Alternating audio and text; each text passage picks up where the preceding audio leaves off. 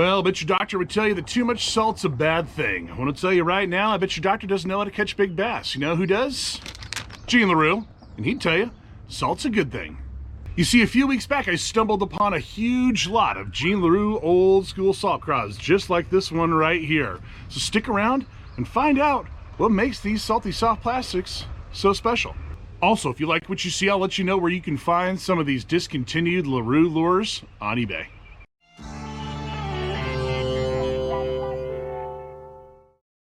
So what sets Gene Larew apart from other soft plastic baits? Well, it's simple. It's the salt. Gene began making baits on Table Rock Lake and officially started the Gene Larew Lure Company in 1980. He then moved the company from Missouri to Tulsa. Now let's get back to the salt. Gene patented a salt injection process. Now why is salt so important? Well, Gene would likely say that it would cause the fish to hold on to the bait longer. But in my opinion, what is likely more important about salt is the weight. You see, salt-injected lures typically weigh more, and this helps with longer casting and allows the bait to fall faster in the water. So why is that important? Well, if you're casting more and it's falling faster, you're able to cover more water. And this may also help draw a reaction strike as it sinks in the water. Other benefits include casting into thick cover, lily pads, grasses, etc. And one more thing that people probably don't think about in regards to salt is that it can help mask the manufacturer smell of plastic and human scent. Now you can still find a wide variety of Gene Larew baits today. So maybe next time you're in the water, try throwing some salty soft plastics. Yeah, I figured before we put these salty soft plastics on the water, I'd show you what I found at this estate sale. And whew, this is just a huge, heavy bag of vintage Gene Larew 4-inch salt craws. Man, and a lot of different colors right here. So let's go ahead and dive in and take a look at what I got. And what I have here is a little bit of a reference. This is a 1995 Bass Pro catalog right here. And I would say this is probably the Gene Larew soft plastic heyday right here. This is kind of in its element. Now, I can't guarantee that what's in this catalog is what's in this bag. I don't know. I haven't even looked at it yet. I'm going to guess that probably these are actually older. I'm going to say these are probably 80s. So maybe the colors may not line up, but let's just go ahead and just dive in. Let's have fun. How do you know if it's Gene Larew? How do you know if you get that salt craw, you know? Well, it's pretty easy to tell. It says right here on the back. Gene Larew, right there on the back side. And on the belly, you'll see where it says salt craw. Now, I don't know what color this is. This looks a lot like a June bug to me. But what I love about Gene's colors are just the sparkle or the fleck, whatever you want to call it. I mean, they just do an incredible job of quote-unquote electrifying these lures. And that's what they're kind of known for, too. They had like a style of what they considered electric lures. And I think that all that meant was just that it had a lot of sparkle, a lot of flash. So those are really cool. Now, I don't know for certain what this color is, but I'm guessing from just kind of looking at some of these other colors in here from the 95 catalog, this is probably a motor oil glitter with a neon fire claw right there. But just another really, really nice example. I mean, really cool. I just hope the fish like them too, you know? I mean, I think they're great, but are the bass gonna love them? Probably. So, there's the first two colors right there. Got a huge bag of these, like I said before. Look on eBay for some of those. There's gonna be a lot of them out there, so, and I'll make sure the prices are low so you guys can enjoy this as well too. Now, here's another one too. This is a, it's a black body, and I don't know what the claw color is. But some kind of neon. Oh no, oh, look at that. Look at the sparkle inside of that as well too. It's like the sparkle matches the claw color. And that's what I like about that, the attention to detail in these soft plastics. I mean, I don't know if you can really nerd out over soft plastics, but I certainly can. I think they just did it right. Gene Larew just made incredible soft plastics, and they're awesome. What else we got in this big old grab bag over here? Woo! Okay, this is another huge bag right here. I'll just pull one of these out. This looks like just kind of a pumpkin color with a black claw. Maybe a pumpkin seed right there. And you can see, so Gene made a lot of different lures, and there's a lot more that are not even listed on here too. I mean, he had frogs and everything, but you know, in the 90s, this is kind of what we're looking at here. So you got the salty paddle and the lizard, and they even had kind of a, you know, ringtail type style one as well too. And then obviously the salt craw was the first official salt impregnated lure that Gene made. So this is the original salt lure from Gene Larew. So if you're looking for what he started with, this is where it all started. So, but you know what's great about Gene Larew, say that like 5 times fast. Gene Larew lures is that they had a little something for everybody, you know. So there's bass in here too. There's panfish. You know, you can downsize, or you can go for walleye, or whatever the case may be. He's got a grub for everything. So now these are not all Gene Larew, but there is a few in here. I think some of these are Mann's lizards right here. So we've also got some Mann's lizards, just really nice, like pumpkin seed, chartreuse tail. But just a good little variety pack in there. And here's one that's pretty interesting. This is the salt frog.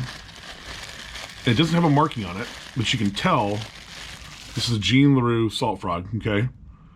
Here's that, but here's how you tell. Look at the little feet or appendages. If you can see that on there. Really nice. You know, this would be good if you wanted to. You could pitch this or put it on a buzzbait. I think a buzzbait, this is where this would really shine. So this would be a nice little topwater buzzbait type lure. And I've got, you know, a few different varieties. Excuse me, I'll put that though on eBay. And, you know, like we got this really cool gold color right here. We've got one with, you know, it's green with white legs. Folks, I'm not going to have enough time to fish all this stuff. I'm going to let you get out there and fish with it though. So look for it on eBay. So what else we got? Is that it? That's going to do it though. For what we found at the estate sale, just a huge assortment and lot of Gene Larew lures. Really cool, awesome stuff. You know, they just don't make them like they used to. But hey, folks, not to worry if you can't find the vintage stuff or you don't want to buy it on eBay and you want to buy something brand new, you can still find these today. These are the Biffle Bug right here. These are really nice lures. But let's take a look at this one, for example. This is the jalapeno pepper. And this is the Biffle Bug Junior, 3.5 inch.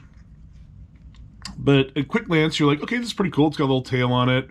Neat little creature bait. You know, you've seen them. You know, we've all seen creature baits. But what's unique about this is this right here. And this is a glass rattle. Okay? So, you hear that? Well, here's what you can do. Boop. Plop that puppy in here. And now your creature bait has a little rattle to it. Really awesome. And if you want to couple that with, they also make a Biffle hook right here. It's more just a football shaky head. And you can put that on there if you want the extra weight. Like I said, though, these are salt impregnated lures, so they're going to be a little heavier anyways. And especially with that rattle in there, that's already going to give it weight. I wouldn't even do that. I feel like that shaky head's way too much. I mean, you could fling it like 1,000 yards, but it's just a lot of weight. I would just go with an extra wide gap and just hook that up that way. So, and speaking of hooking up these, let me show you real quick how I would do this. Now, I'm gonna do right as on the back of the package from the 80s. Gene Larew said to use just a normal straight hook like this. Very typical. We've all used them. And here's how you do it. Pretty simple stuff. Okay. Let's go to the front of the lure right here. Pop that puppy through. Go up here. Boom. Okay. Then we need to measure where we want that hook to hang out at. Okay. So we're going to go right there.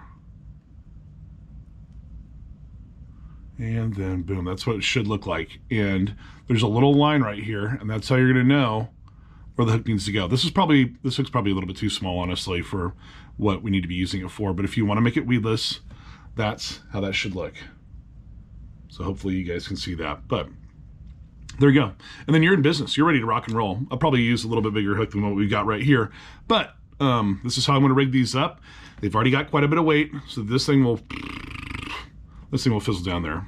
It's not going to make that sound. I don't know why I did that. But anywho, let's go get this on the water. This is the setup we're going to use. We're just going to use spinning tackle. If you wanted to, you could probably, you know, this is probably heavy enough to use a bait caster, especially if you're using this 100% bait caster. I would use that. But this is light enough. You know, I'm just going to use a little spinning tackle, 8-pound test, yellow label Seagar, and we will be in business. So let's get on the water and let's find some bass.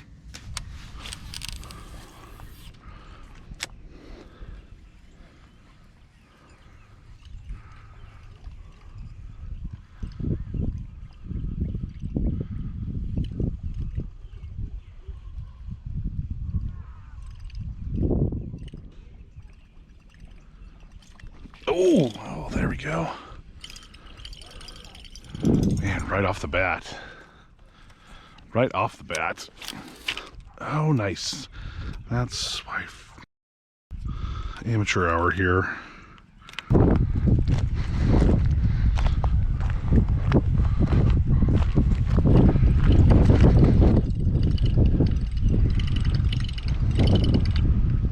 Oh, there we go. Did you see that?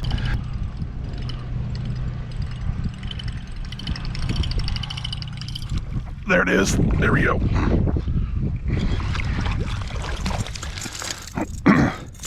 Multiple really nice bites, hits with the buzz bait this morning. Gene Larew salt frog right here. Not bad. It's a good way to start your day. So I'm gonna toss him back in. I've only got about 15 minutes of fish, since apparently I picked the one day they're doing a kids tournament and I can't fish the bank. So now I've got to catch a few more in about 10 minutes. So let's get after it. Let's take a slow motion look at that bass just coming up to attack that Gene Larew salt frog. Really incredible. Well, I ran out of time for the fishing, so I didn't have a whole lot of time to fish the salt craws, but I do want to show you what they look like in the water. Yes, this is slow fall, but at least it's falling.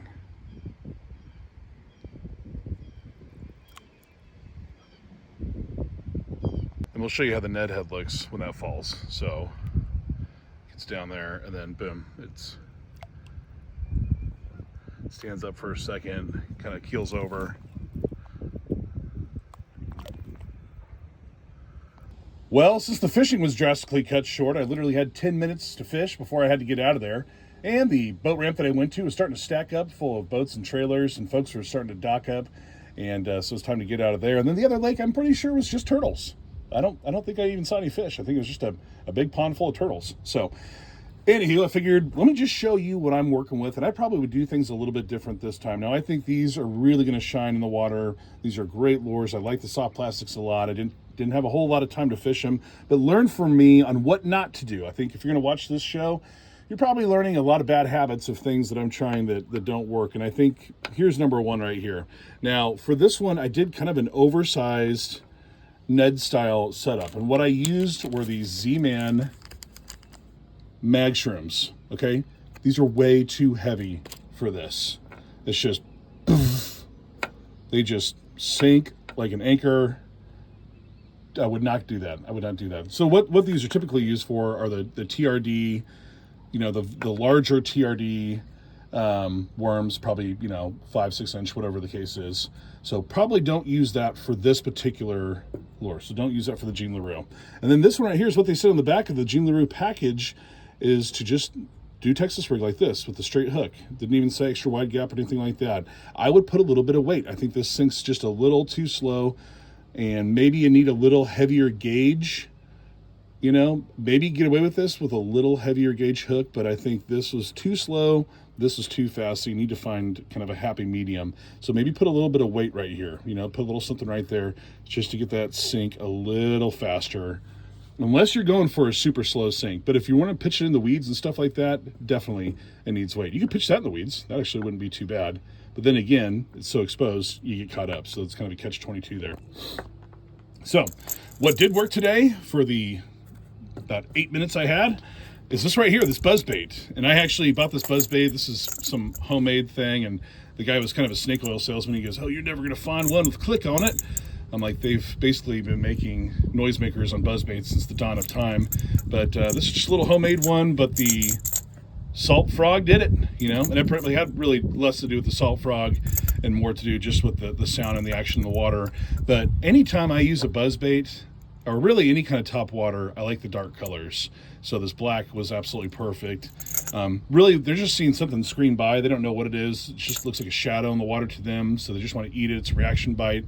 They're mad. They want it. So that's, I mean, that worked, you know, really probably any soft plastic would. And if you're looking for a really cool vintage one that I think they just work awesome are the old school Heart ones out of Oklahoma. Look those up, H-A-R-T. They had the Heart Stopper, and I think they had a Heart Throb was another one. I think that was like a dual prop. I'll have to look that up, but they made some really cool ones. And then, you know, here's another option too. You can still find these today. These are the, as we mentioned before, the biffle bug. And I had one ready to go, but you know, obviously my little spot was taken, so I couldn't fish it. So here's, trying to do this one-handed. Here's how I have it. Extra wide gap right here, just like this. It's pretty weedless. And then I have the rattle inside. Okay, so that's how that would work. And I think this by itself would be perfect. You got just enough weight inside with the rattle, and then you have a heavier gauge hook. I think this would be just the perfect combo for today. I mean, this would have been awesome, but you know, we ran out of time. Another thing too, I mentioned earlier in the video that I'm putting a lot of these for sale. Well, you know what? I guess I spoke a little too soon because everything is sold out. This color sold out, this color sold out, and this color sold out. Those went immediately. The only thing I have left are a couple of these, literally 7 of those left. And then I have a few packs of this glitter motor oil with the red claw, but those went very quickly. I didn't even have enough time to get the video out before those were already said and gone. So if you are interested, I'm not sure how long these are going to last, but obviously these have been a pretty popular item. So if you're interested, take a look. Well, that's going to do it for this episode of Angling Archaeology, where we unearth the good old days. I want to thank you all for watching, liking, subscribing. If you haven't done so already, please do consider it. If you like learning about salty soft plastics like these Gene Larews right here, stick around. There's going to be more great content like that coming. Hey, it's the weekend. I figure I gotta get something on these shelves. This bar's looking a little empty, and I'm getting a little thirsty. So, till next time, folks, we'll see you on the water.